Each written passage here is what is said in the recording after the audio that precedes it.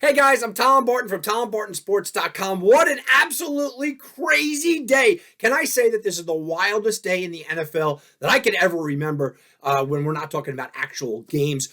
Aaron Rodgers is staying. Russell Wilson is going. We're going to get into all of it in just about a minute here. I am pumped up.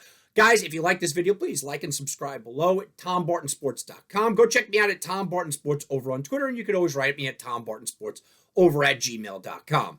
Let's get into it, guys. Like I said, I am absolutely pumped up. I mean, the day is still unfolding. We still don't know all the details, but as I came down here to kind of record the Aaron Rodgers stuff, well, the Russell Wilson stuff kind of broke, and it's fitting. I got to say, it's kind of fitting, and it makes me smile a little bit that Aaron Rodgers held the world captive, right? The NFL world was on the edge of their seats day in and day out for months, and let's be honest, for about the last year of what he was going to do, and bam, Russell Wilson comes in and steals his day. He didn't have like an hour.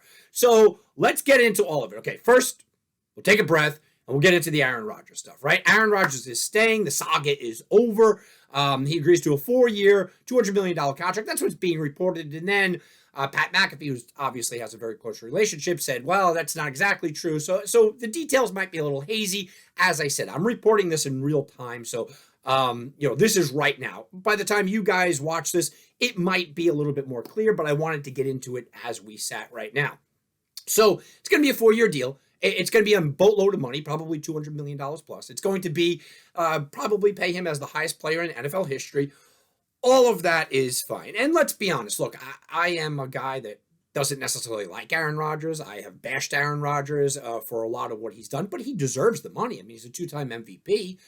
He doesn't win the playoffs, but he deserves the money. I'm not going to say that. So he gets... They're reporting about $153 million guaranteed. Just a massive haul, especially somebody that is at his age. And let's be honest, especially somebody that has failed to live up to team expectations, even if he lived up to personal expectations. It's a massive haul. It also is a massive haul when you understand what this organization did with Jordan Love by drafting Jordan Love. And now you go out there and you pay Aaron Rodgers all this money, the highest amount of money ever. It was a completely and utterly wasted pick. I mean, there's just no way around it. The Jordan Love pick was a disaster. Now, I think they have to go trade Jordan Love, but his stock is so far down. What would you possibly give? I mean, think about it. Are you giving up a second for Jordan Love? Probably not. You giving up a third? I'd hesitate. I mean, that's where we are with Jordan Love and the development of him and everything else. So there are layers to this. But let's get back into Aaron Rodgers. Look, it's a monstrous commitment for Green Bay. It's 4 years for a guy that is aging and has had injuries, but you can't look at any other player and say that he hasn't performed, especially over the last 2 years. What I don't like is that it was the Aaron Rodgers show, and I told you guys this all along. It was, look at me, look at me, look at me. Aaron Rodgers just wanted the attention. That's all he wanted. He wanted to be whined, he wanted to be dined, he wanted to be looked at. Oh, look, you're the greatest. But he also knows, and he's smart enough to know, well, my best chance to win is in a very weak NFC North.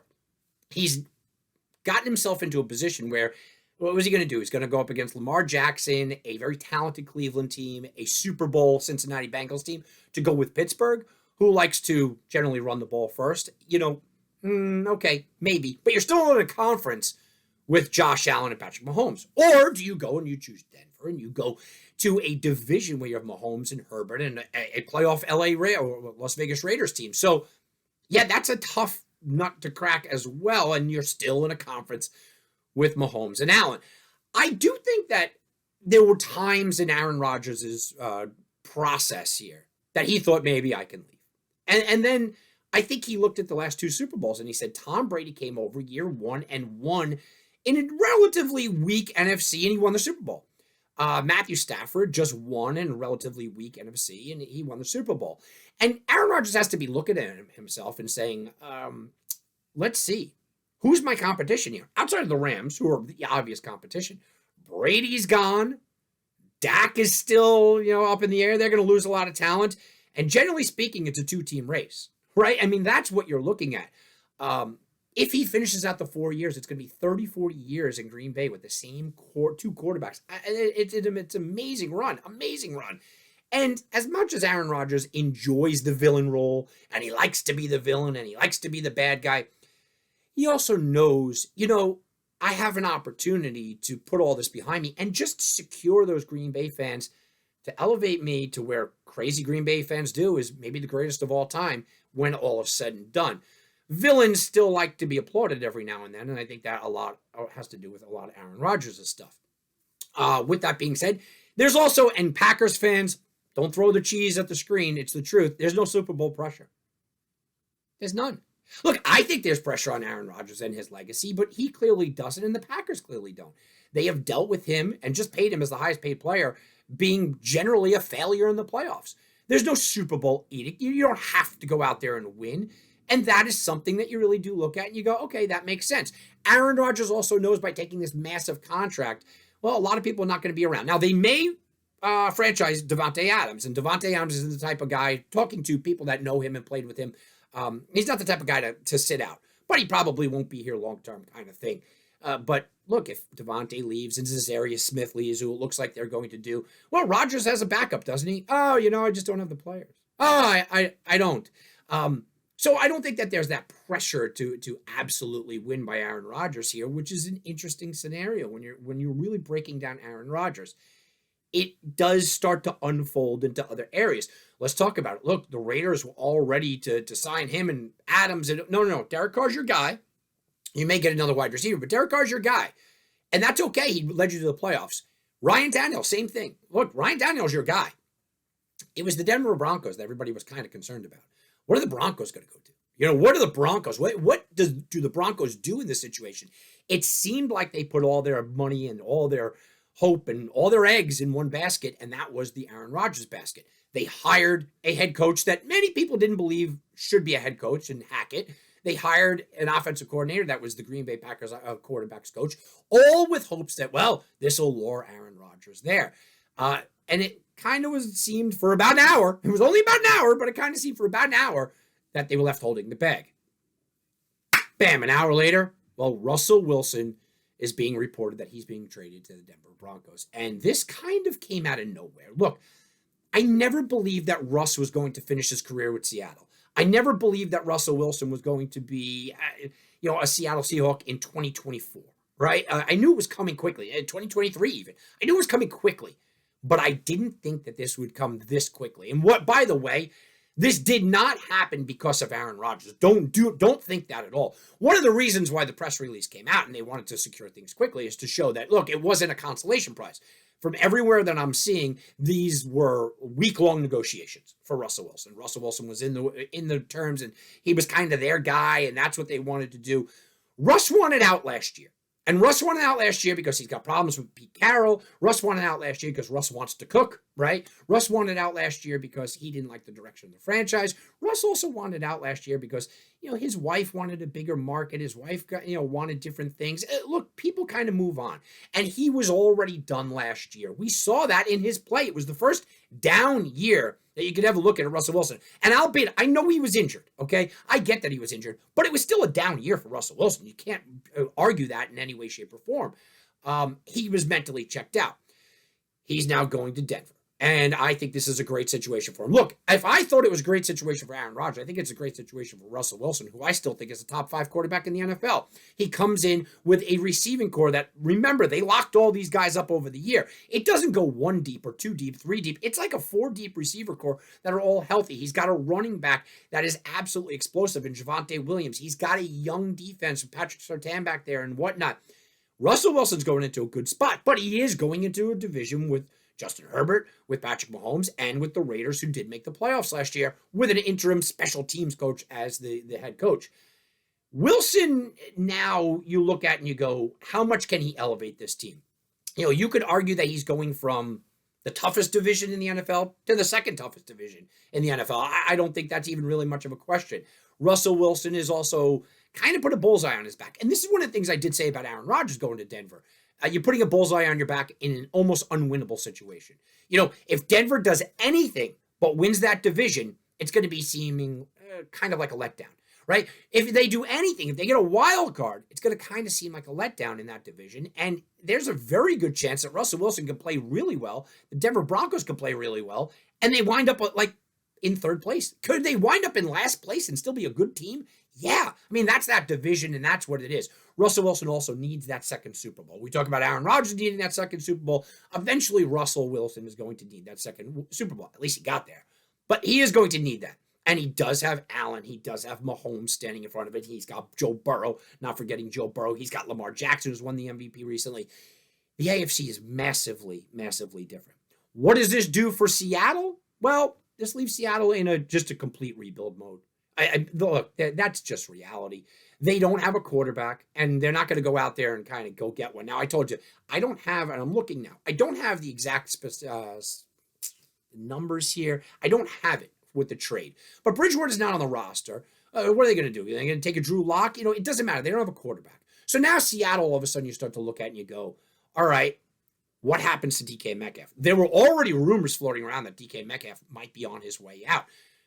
What about Lockett? There were already rumors floating around that Lockett might be on their way out, and that's when Wilson was there. I think they're in a complete rebuild. They may just be that team that goes out there, scraps it, completely gets rid of everybody. They go, we're a full running attack for Pete Carroll's year or two, replace Pete Carroll, let him walk off into retirement. And I think in 2024, Seattle really starts to maybe start coming back, but it's going to be a rough couple of years. In that division, with no quarterback, potentially no Metcalf, potentially no Lockett, a defense that was looking like just an absolute sieve last year, it's going to be a long road back for the Seattle Seahawks.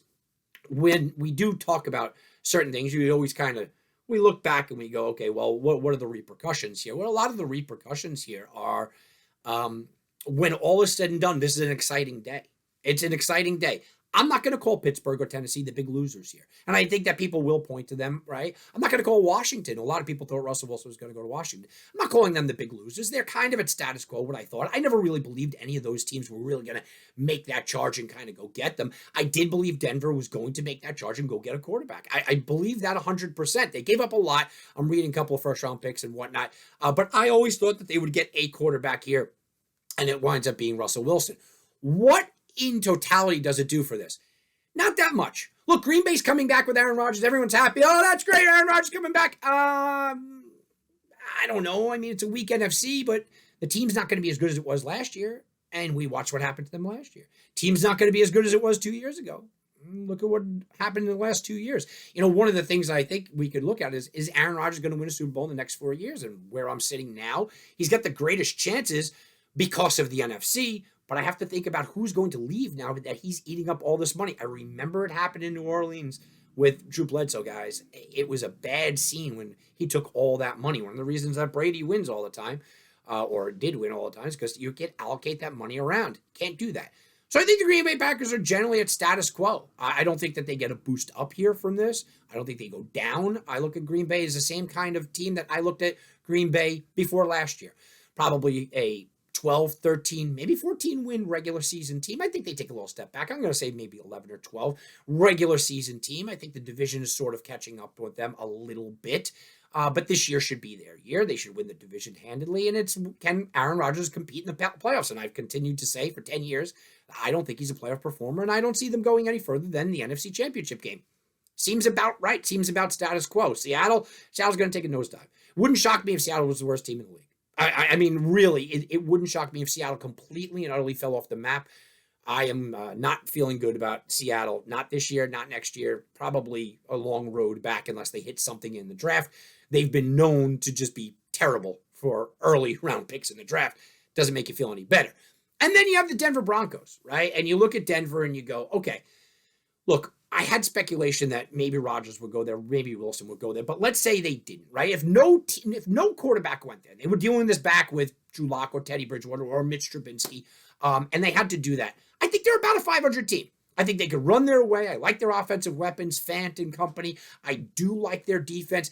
I think they're about a 500 team. Now, we can't have 500 teams anymore in the NFL, but I would call them an 8-8 team before the 17-game schedule. I don't know, 8-9, game under 500. With Russell Wilson, how much does he add in that division with the current makeup of the team?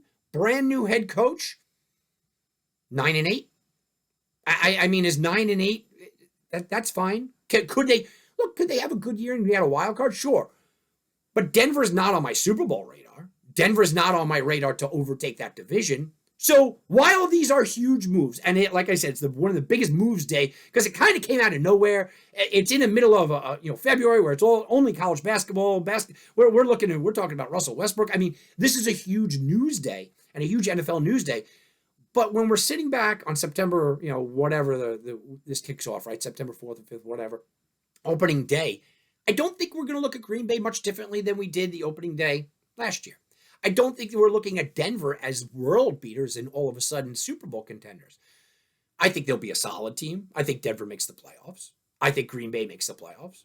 I think Green Bay probably gets to a championship game and then fails and loses like Green Bay always does. And I think that probably Russell Wilson, takes him to the playoffs. Maybe a playoff win. And that's kind of their ceiling until they get a little bit more on that team. Now you kind of have to go up against Mahomes and Herbert. We'll see how that works out. All right, guys, on a huge, huge NFL day, I wanted to record live, give it to you real time, and give you my thoughts. I'm Tom Barton for TomBartonSports.com. Please like, subscribe, check this all out. Go check me out at Tom Barton Sports over on Twitter and TomBartonSports@gmail.com. Have a very good day, everybody.